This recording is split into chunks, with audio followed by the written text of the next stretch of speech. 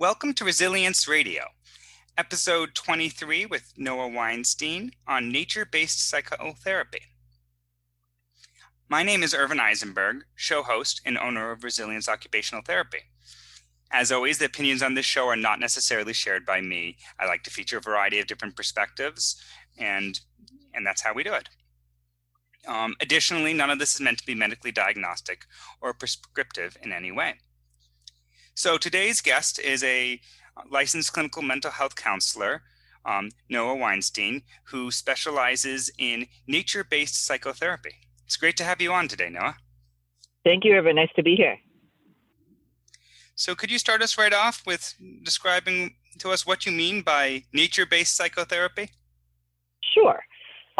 So nature-based psychotherapy can mean a lot of different things, and in various practitioners, I'm not the one to coin the term, but I think it gets used differently for different people. So the way that I use it, there's a variety of levels, and the most obvious and basic level is I like to be outside with my clients, and so I work with adults, I work with kids, I work with families, and I find that the outdoor setting can be particularly conducive at times to a deeper sense of connection and peace, and also provide a lot of sort of hands-on opportunities for practice and challenge.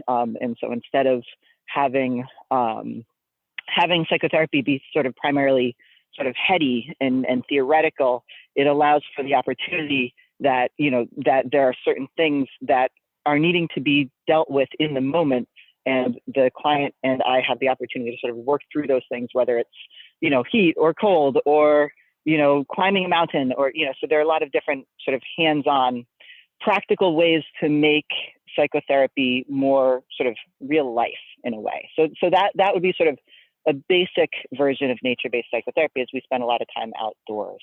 The next layer of that I would speak to is the idea that obviously nature is everywhere. It is not only outdoors or indoors. That's sort of it is an artificial making. So on the next level, nature-based psychotherapy, I would say, is this understanding more of learning how to move more skillfully with the natural flow of things, with natural ups and downs of life, learning to, how do I put it? Learning to be okay with life as it is, to accept the fact that, we are not in control all the time. We are mostly not in control, in that we are actually part of something much, much greater than ourselves. And so part of nature-based psychotherapy is this understanding that we have a very deep interconnectedness, not only with the other humans that we interact with, but also with the plants and animals and the life support systems of our planet. And that, so that is part of it. And also, a third component of that is that our bodies are our most direct connection to the rest of nature. And so it is also a practice of developing greater awareness of our own bodies and minds and the flow of that, and how to be more skillful with that flow. And so that definitely has a strong mindfulness-based component to it as well. So I think people often think of nature as sort of a place to go for respite and recuperation, sort of the camping trips from the busy city or and such. And then I think that, I guess I'm wondering for some people, how applicable the working with psychotherapy in nature and being aware of your natural relationship with plants and animals and such, and how that might directly relate to social awkwardness or some sort of other anxiety that has to do directly with interpersonal people interactions. Yeah, no, that is a great question. So everything that I'm doing with people is always directly related to what it is that they're coming to seek psychotherapy for. So, for example, if somebody was coming, let's say, with social anxiety, I want to be clear that it's not sort of, I'm also doing sort of what we might call sort of regular psychotherapy as well. So it sort of depends on the nature of who's coming and why they're there. But I will say that, for example, a lot of times, particularly with kids, to show up in an office with a random stranger and the stranger is going to say, tell me about your life and what ails you is kind of, it's awkward. It's not really how it's been done for most of human history. And so the idea of sort of, hey, let's go for a walk, let's walk and talk. Let's go do something, let's go up into Hubbard Park, or let's go climb the tower. That the idea being that it sort of creates a slightly more at ease environment than if we're just sitting in an office talking to each other. But that said, so in the interpersonal interaction, part of what's going to come up are experiences, right? So for example, I'm talking to, whether it's a kid or an adult, and they start to feel some sense of anxiety about something, that we can pause and explore that and really feel it in the body. Again, part of this idea is not that sort of nature means outdoors only, but rather that even an experience of anxiety is a very natural phenomenon.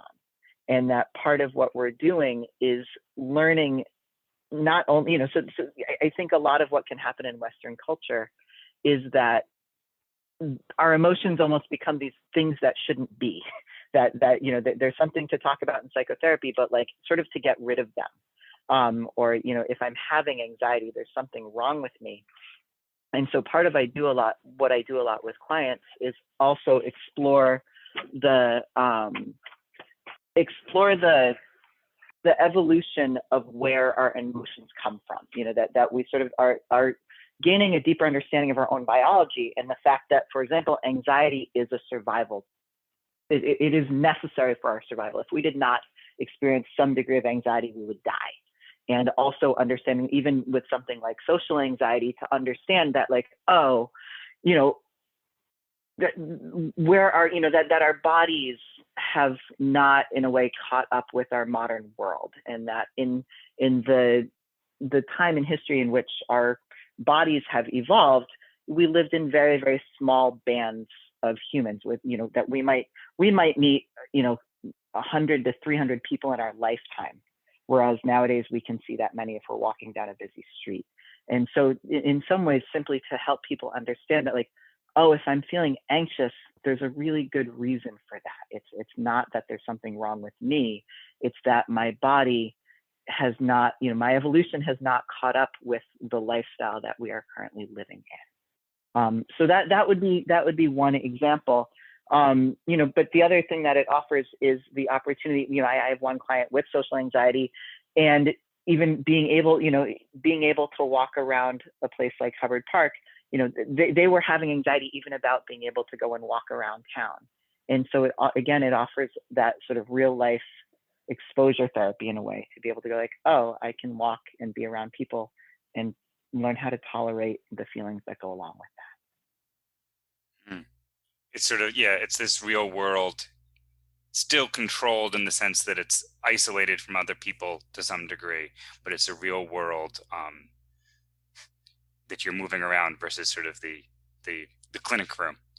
Exactly. Yeah. And the other thing that I will say too is that the other thing that they get to practice, obviously they're, a client would be relating directly with me. And so we get to explore those dynamics and what comes up in those dynamics. But it also allows for the client to learn to develop, I guess, what I'd call sort of like a deeper root, in terms of if a person can be walking along and have some aspect of their attention rooted in something present, whether it's a feeling in their body like breathing, or their feet on the ground, or being able to pay attention to trees or sky, or just their general surroundings, or be able to attend to sound, that allows the attention to ground in a way so that when one is experiencing anxiety, it also offers a direct route to help stabilize that anxiety, to be able to go like, I'm feeling anxiety and it's blue sky out. I'm feeling anxiety and I can feel my feet on the ground. And so it also allows a practice area to be able, if I am separate and alone, then I'm going to feel incredibly anxious. If I'm feeling more connected, with my place of being, I'm going to feel much more ready to deal with certain challenges that may arise in my life. Yeah, this is making me think of a few different things. One is there was a permaculture course that I'm sure the guy was quoting somebody else, but the concept of man versus nature being sort of a paradigm that we've had. And then the idea of man, and of course this is a misogynist statement by using man for human, but man working with nature, and then the further down that being we are nature working. And I was thinking about the parallel between nature is our emotions and our biological processes, and our desire to combat those or to control those or to work with those versus acknowledging that is who we are. Absolutely. And working with it in that way. Yeah, that it is who we are, that we do have influence over it, right? There are things that we can do to help smooth things out, but we don't have ultimate control, right? And that there's actually a great deal of peace that can arise when we do consciously give up that control little by little and sort of accept the fact that we're going to die, to accept the fact that things happen that we don't want to happen, that things don't happen that we do want to happen, and that's all part of nature. And that, as much as our culture really struggles to try to make that not the case, part of what nature-based therapy means is learning to tolerate the unknown, learning to tolerate change. I imagine, for those listeners who are acquainted with Buddhism, I am a longstanding Buddhist practitioner, and the reason I fell into Buddhism, so to speak, is because it is a practice that speaks to nature. It speaks to the ability to learn to be with the natural world and the natural way of being, and it gives a real practice to do so. So how did you find this type of work? Can you sort of give us a little bit of your sort of your progression as a therapist, and particularly as it relates to the nature-based work? But yeah, what's your background? Absolutely. Yes. I did not grow up going, I want to be a therapist when I grow up. Far from it. I grew up in Massachusetts, not too far from Boston, but I also grew up in an area that had a lot of woods and fields around me. It was Medfield, Massachusetts. And I also grew up at a summer camp in the Berkshires called Camp Beckett. And so I spent, I'm deeply grateful. Both of my parents were very into the outdoors and, spent a lot of outdoor time with me, but also gave me a great deal of freedom to romp and roam and explore, and sort of let me be me. And that really helped shape the connection that I have. My earliest memories are sort of sitting under trees outside by my house. And that really sort of has shaped a great deal of who I am, and sort of where, that as I grew older, I would have these moments of connection, right? These moments of kind of, wow, like where like that sense of separateness falls away. This idea that there's me and there's the world kind of fades, and it just becomes all this. And, and it usually would happen when I was alone for longer periods of time out in the natural world. And so that called me. And that kind of became this quest or something that I was sort of, it was a thread that I kept on pulling on. And that thread led me to Hampshire College in Western Massachusetts, where I studied a combination of environmental studies and creative writing and Eastern religion in general, but Eastern religion specifically. And as part of my time at Hampshire, I traveled to Nepal and India and ended up find, I kind of went there with this. I remember writing in my journal. So, ideally what I'm looking for is some sect of Buddhist monks who meditate in the woods on the divine nature of nature.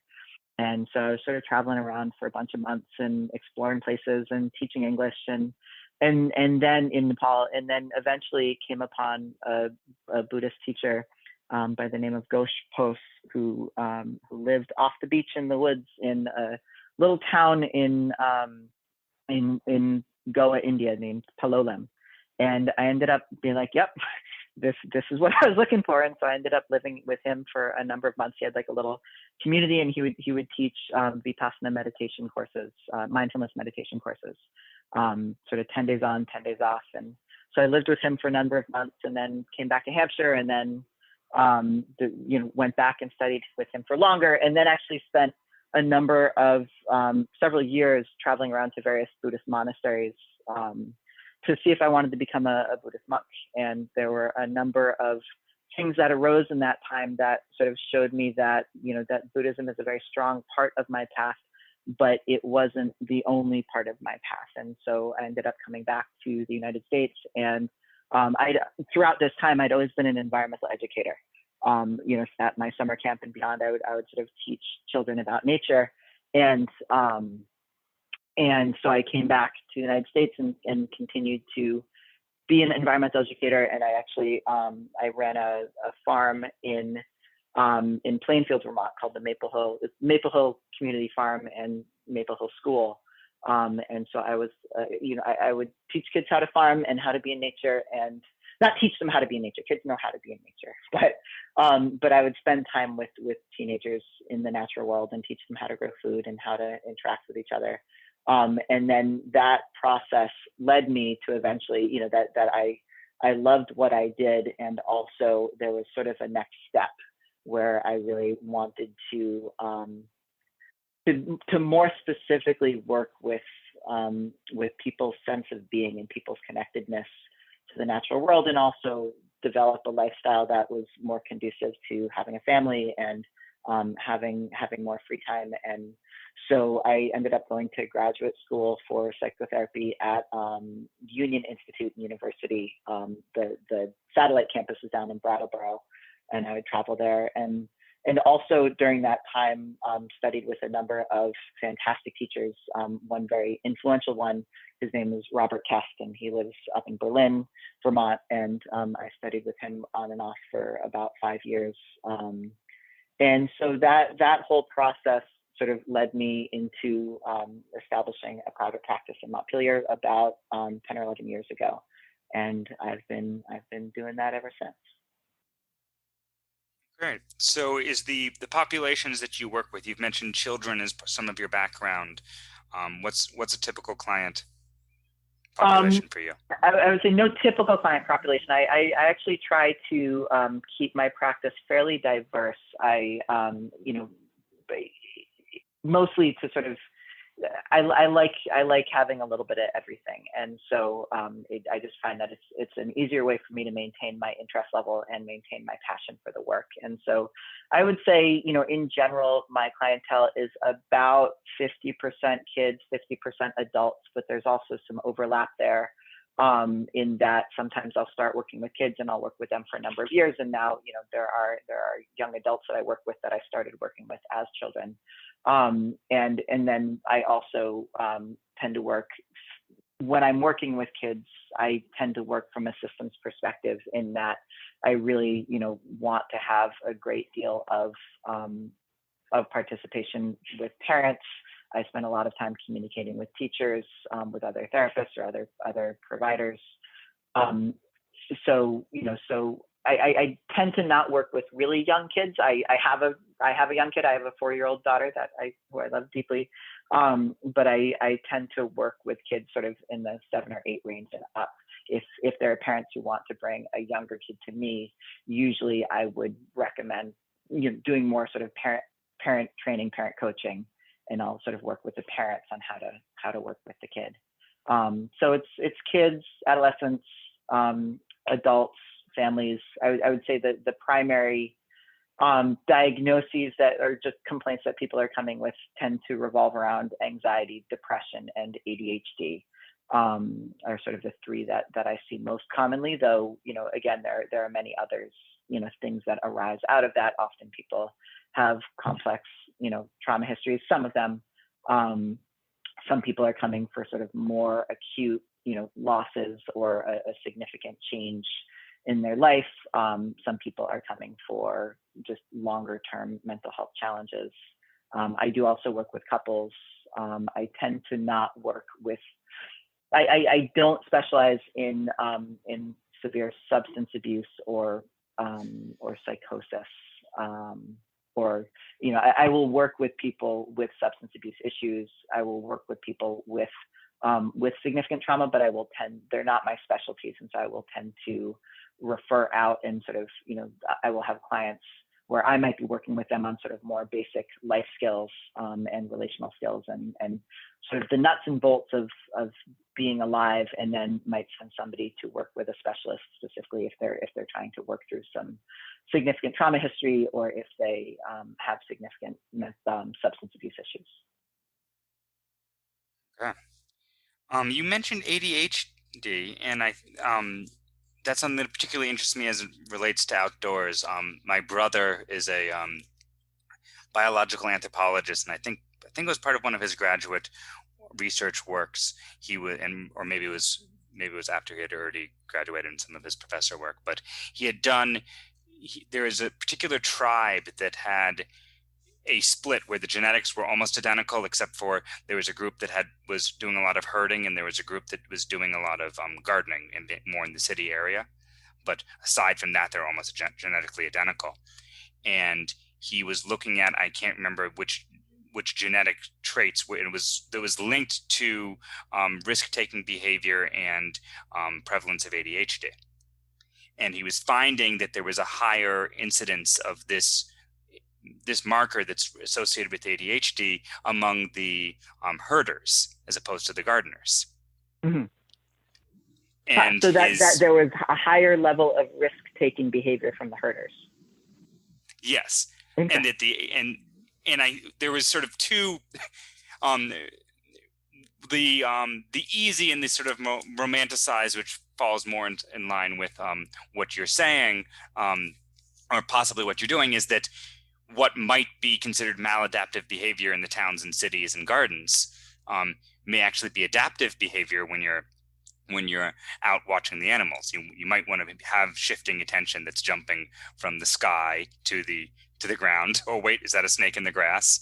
And then what's going on over there? That jumping attention might actually be more adaptive in one location versus the other. Sure, and I would, first off, the idea of biological anthropology fascinates me. I often say that if I weren't a straight therapist, I'd probably be sort of an evolutionary psychologist, and I really appreciate sort of learning about where we come from as humans, and studying traditional cultures can be a really sort of incredible way to learn about that, and sort of to find ways that we can incorporate some of the thousands and thousands of years of learning into this sort of makeshift culture that we're kind of making up on the fly in a way. But in terms of that research project of your brother, or the study that he came across, the step further that I might take it in this, I will often talk with people, about this, and particularly with kids, it would be not just between gardening and herding, but between, gardening, herding, and then hunter-gathering. And the fact that specifically, if you are a hunter-gatherer, that you're gonna, often the way I talk about it is that if you've got a small hunter party and you're in the woods, you're gonna want some people who really do have very phenomenal focus, right? If I have a bow and an arrow or a gun or something, and I need to, I have a deer in my sight, and I need to aim that gun specifically at that deer and be able to see it and hold it and shoot it, I need to be able to harness my attention into one very intense moment. However, if that is my primary mode of being, if I primarily look sort of front and center, then I'm going to miss a whole lot of periphery. And generally speaking, it's our peripheral vision that will pick up movement. And so if I have a broader, more peripheral vision, if I, as you said, if my attention shifts from place to place to place to place, I am much more likely to pick up on the movement that then, then it would be important to be able to sort of take that movement and look at it, in a direct and focused way. The cool thing is that our bodies have the capacity to do both, but also as a tribe or even as a culture, we have the capacity to have some people who more specialize in the front and center seeing and thinking, and more people who specialize in the sort of the broader, more movement-oriented way of being. And so that idea that if we've got, a number of people in a particular culture, in a particular population that all share this trait, at one point, it probably was, it did have some survival advantage at a particular time. And, and that, there's this concept of sort of,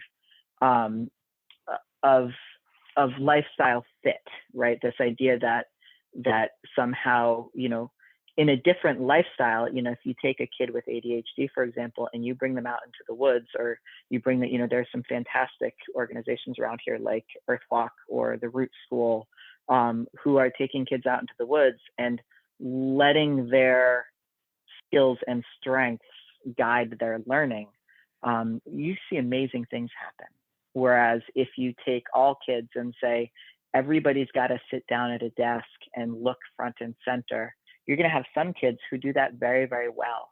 And then you're going to have other kids where that's just really not their skill set.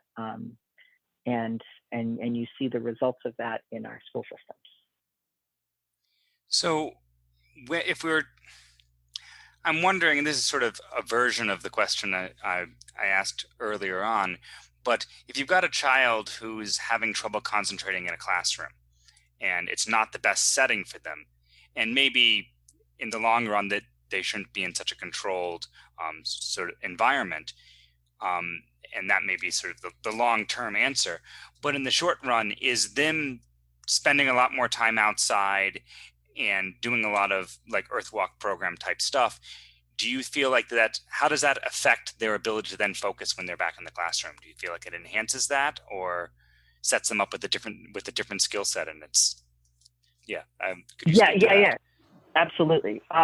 Yes. The cool thing is I don't just have to think it, because there have been really good research studies done that have shown again and again that, and it's not just for people with ADHD. There's a concept called sort of cognitive restoration. I don't remember the name of the authors who coined it, but it was this series of studies that show that if you have to do a period of front and center, let's say, for the adults listening, let's say that you've been on a Zoom call for 45 minutes or an hour, that it benefits our attention deeply to be able to then get up, move our bodies, walk around, and let our brains take in the natural world in a different way. And, to use a different part of our brain and a different part of our sensory experience. And so that works with everybody, not just with people with ADHD, but specifically for people with ADHD. One of the strategies that has been shown again and again to benefit people with ADHD, if they do have a specific task that is not their direct skill set, if they have to sit in a classroom and focus and study, would be to break it up a lot during the day. So that rather than trying to have a kid sit there for 45 minutes to an hour, if their attention span is more like 15 to 20 minutes, ideally, you let them get up and walk every 15 or 20 minutes. You might take them outside every hour or two. You might give them fidgets that they can use while at their desk, so that they can, one of the things I'll do with kids with ADHD a lot is, I practice meditation with almost all of my clients to varying degrees. And with kids with ADHD, I'm not trying to get them to sit still, But what I am trying them to help them learn how to do, and this comes from teachers of mine that I've studied with, to learn how to sort of be quiet, learn how to be restless without disturbing other people. So instead of trying to sit completely still, it's like to allow these little natural fidgets, to allow your body to move in a way that, you'd almost say sort of in terms of a garden, where a garden is this interesting, it's an interesting meeting between sort of the natural world and the sort of the human influence within that natural world. And in the same way, if you've got a kid with ADHD, their natural world is going to be to move, and yet they also exist within this human environment. So how do we help them do that in a way that brings balance to the two? So, rather than teaching kids that the best thing is just always to indulge what they feel like doing, or to say you have to completely repress any of those movements, is to say, how do we allow you to give it a vehicle that doesn't cause so much disruption? And so that would be an example of practices that can be done, within the classroom and within the school system. And I do work with schools and with teachers on how to better serve these particular kids and how to support them better. And also, there has been good research that programs like Earthwalk, that getting kids outdoors even a day a week, or at the Montpelier school systems, they do a program called the Eco, and they bring kids outside, I think for half a day a week or something like that.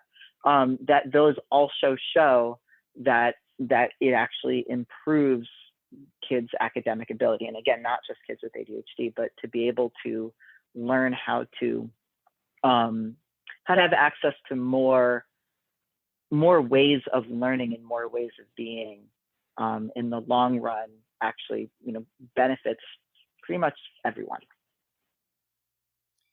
So I'm curious, a lot of the interventions that you've mentioned, especially within the school setting itself, seem to go hand in hand or are identical in many cases to work I've done as an OT in the school systems. I did some field work in the school systems, and it seems like a lot of that's almost like sensory integration type work, or other just adaptations for the school environment. Do you work with OTs at all when you're communicating with schools? Not very much. I'm not sure why. Usually, I guess the time that I would work with an OT is if a kid is on an individualized education plan, on an IEP, and I am part of the process of creating it and maintaining it, and I'm sort of on that committee. Then if that kid also has an OT, then I would be able to interact with them. But in general, my point people at a school are generally the direct teachers, and sometimes a principal, often a guidance counselor or social worker, and then sometimes if a kid has a one-on-one support person, then I would work with them as well. Okay. It seems like many of the theories you presented really go hand in hand with a lot of because effective treatments shouldn't matter the discipline too much if they work, right? Yeah. So hopefully it speaks to effective treatment. And a lot of the stuff you talked to me reminds me of, I know that there are nature-based occupational therapy programs for children, where children who can't handle the way their clothing feels against them and have real tactile sensory problems, there's anecdotally, and I think there's a lot of research to back up as well, these same kids that you stick them outside and they start playing with pine pitch and playing in the mud, and suddenly parents come back just shocked that their children who can't handle the slightest alteration to their clothing are like rolling in the mud and absolutely, and that is logs. Yes, and to your to the question that we started with in terms of nature-based psychotherapy, that is part of what the natural world offers. Of the many things that it offers, one of them is that it challenges our sensory experience, right? It maybe not even say challenge it broadens it. It allows us to to be one of the practices that I'll do with people a lot, particularly in the wintertime, is be outside with them when it's really, really cold, and help people experiment with different ways of being with the cold. right? That we can brace against the cold. We can take a breath and sort of relax our bodies and learn to accept the cold. We can sort of invigorate our bodies and sort of jump up and down and move our bodies in the cold, that we can use big jackets and sort of and kind of insulate and almost kind of cozy ourselves with the cold. But so that idea that again, the natural world offers the ability to, in real time, practice how to tolerate a broader spectrum of life's experience.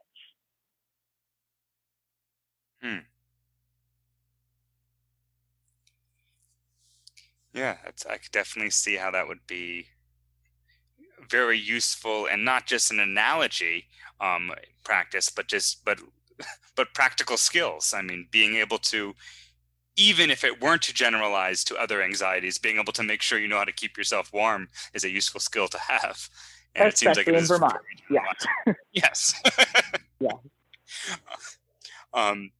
So it's as an occupational therapist, this sort of makes me very happy, because it's the idea of using meaningful activity to improve your overall function and ability to work in the world is really what occupational therapy is about.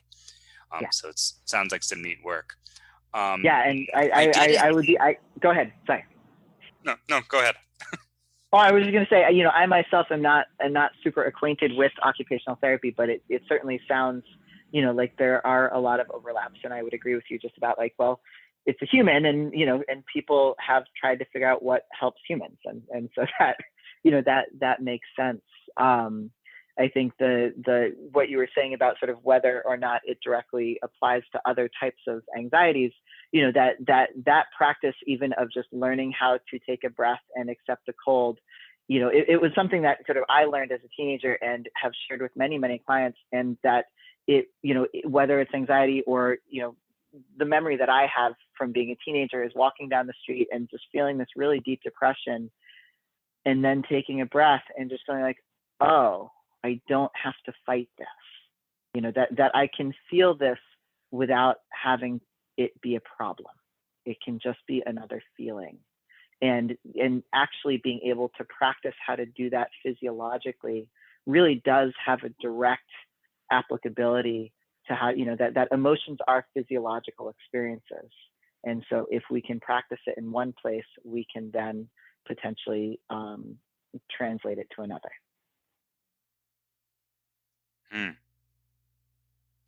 I know cold in particular is used in pain studies all the time, and pain is both. I feel like pain is such a unique experience for each person.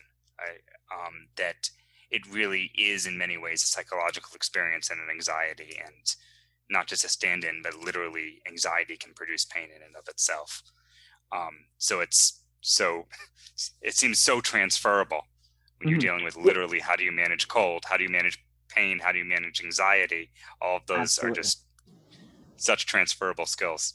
Absolutely, and one of the practices that I work on a lot with clients is, when you're bringing up pain, that we make it, and this comes directly from Buddhism, but the idea that pain is an inevitable part of life, and it will serve us very well to learn how to move with pain better, because it happens. But we draw the distinction between the inevitable pain of life and the not inevitable suffering of life, right? That we talk about the difference between the fact that we are going to experience various forms of pain, but the suffering, there's I don't remember where I heard this, but there's an equation that says suffering equals pain plus resistance. And so that idea that whenever we have a difficult experience in life of any kind, whether it's physical pain or emotional pain, that we can be with that pain in a way that doesn't necessarily have to cause us suffering, that doesn't have to feel like it's wrong, or we're wrong, or we shouldn't have this, or life shouldn't be this way. And, oh yeah, this is part of the deal of being alive. It's okay. Not pleasant, but it's okay. It's been a while since my Buddhist studies classes in college, but remembering a professor explaining that the term dukkha, which is often translated as life is suffering, would is more properly translated as life is dis-ease. Mm-hmm. Yeah, It the seems like dis-ease etymology doesn't have to be suffering.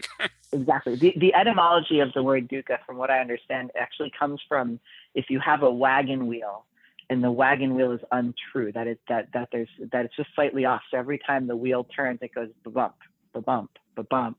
And that is I believe what the etymological root of dukkha is. It's sort of life has this ba-bump and it's gonna. It's very onomatopoeic, the dukkha, the ba-bump. That makes a lot of sense now.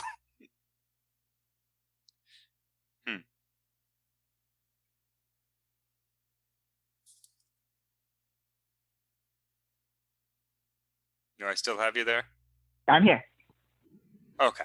I wasn't sure if you had said I might lose you, so I wanted to make sure that that hadn't happened.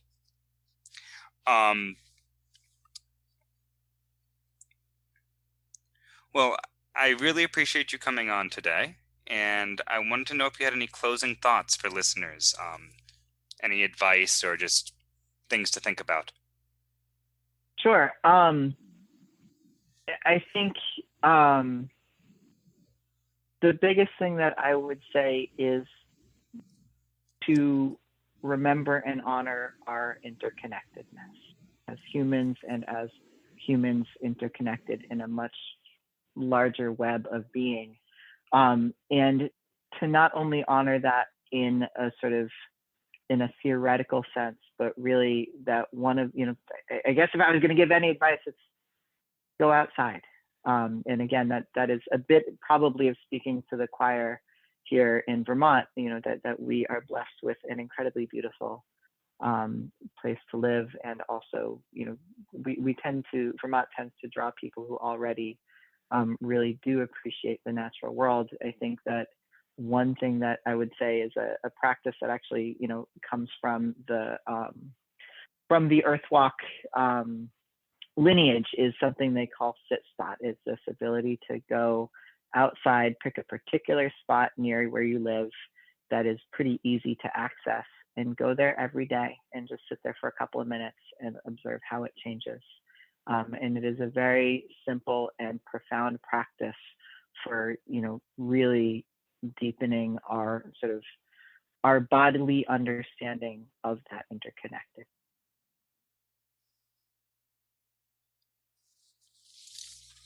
Well, thank you so much for coming on today. I really appreciate the conversation with you. Thank you for having me. It's been a really cool thing to chat about. We've been talking with Noah about nature-based psychotherapy, specifically right here in Montpelier. I hope you enjoyed this episode. If you did, you can always subscribe to the podcast on the podcatcher of your choice and get a new interview every week. You can also leave a review on podcatcher of your choice. You've been listening to Resilience Radio. Take care.